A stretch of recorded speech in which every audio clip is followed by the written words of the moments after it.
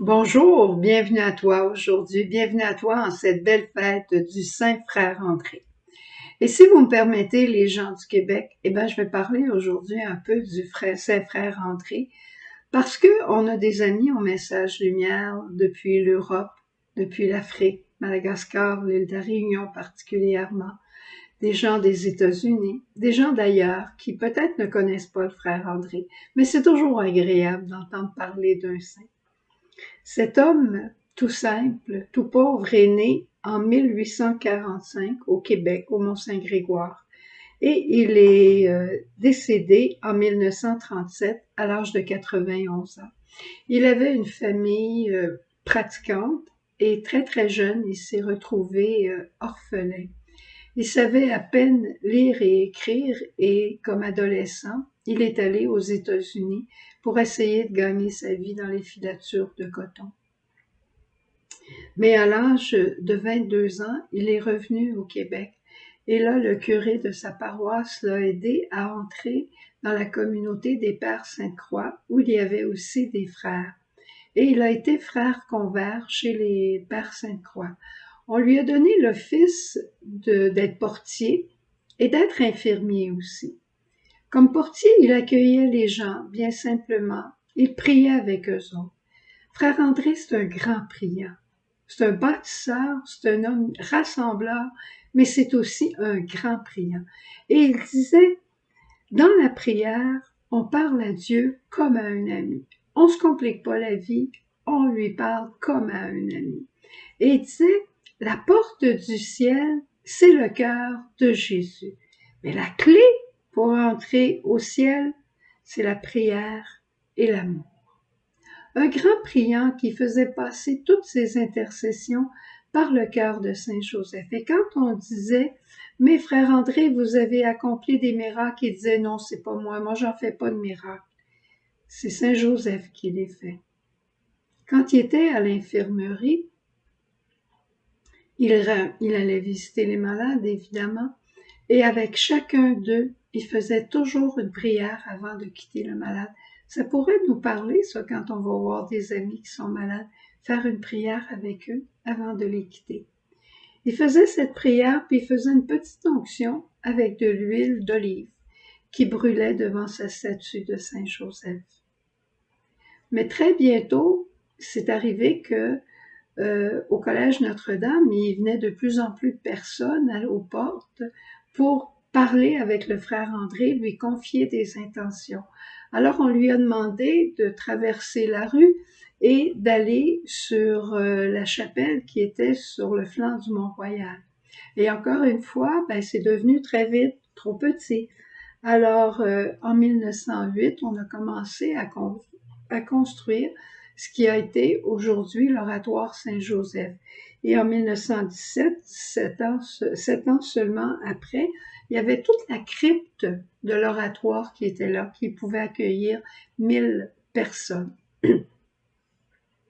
C'est incroyable comment le frère André avait cette capacité, ce sens de l'humour, ce sens de la joie, tout en étant parfois très rigoureux. Là. Il y avait pas il n'était pas pris par toutes les formalités, toutes les politesses.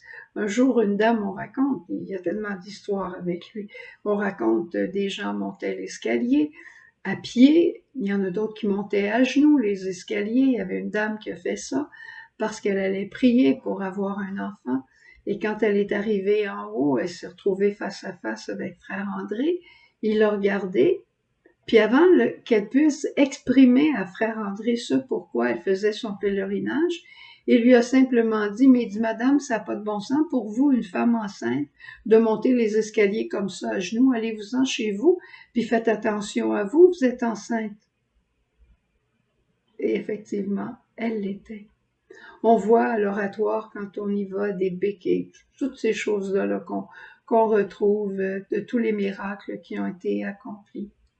Et aussi dans la crypte de l'oratoire, on retrouve le tombeau du frère André. Et au-dessus, il y a 5 paroles, 4 ou 5 paroles qui sont essentielles et qu'on peut demander aujourd'hui au frère André de nous obtenir cette grâce de ces vertus au plus profond de notre cœur.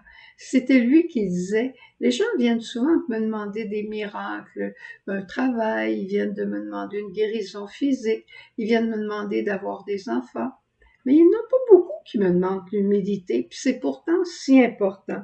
Alors au-dessus de son cercueil, c'est marqué pauvreté, service, obéissance, humilité. C'est des belles grâces à demander au frère André. Et quand il est décédé, il y a eu 1 million de personnes qui se sont succédées jour et nuit pour venir prier à sa tombe. Les gens, là, 1 million en 1937, là, à Montréal. C'est incroyable. Il avait rassemblé des gens notables, des grands, des personnes influentes de la ville. Il avait rassemblé tout le monde par son humilité, par sa piété et sa confiance en Saint Joseph. C'est Jean-Paul II qui l'a béatifié et Benoît XVI qui l'a canonisé en 2010. Parfois, on dit, il n'y en a plus de ces miracles-là. Ben, je te raconte très, très brièvement une histoire que j'ai entendue dans la communauté ces jours-ci. 2 petites sœurs sont allées à la salle d'urgence pour elles-mêmes.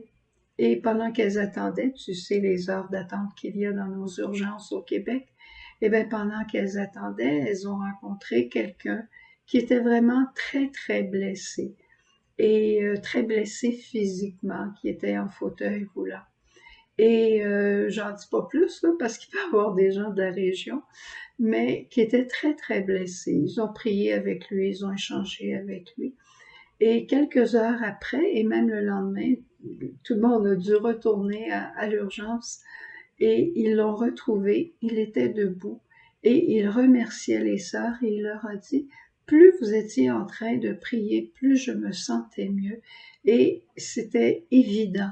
Et il a pu laisser son fauteuil roulant. Alors, comment le Seigneur agit? Je sais pas comment le Seigneur agit. Mais la prière confiante qui est faite dans l'amour, dans la charité, par l'intercession de la Vierge, de Saint Joseph ou du Saint ou de la Saint Frère André qu'on aime beaucoup, qu'importe. Mais l'important, c'est toujours Jésus qui guérit. Et encore aujourd'hui, il veut nous manifester la bonté, la providence du Père. Alors, aie pas peur d'intercéder et espère que tu seras exaucé, parce que tu seras. On est toujours exaucé à la manière de Dieu. Au revoir, bonne journée, à demain.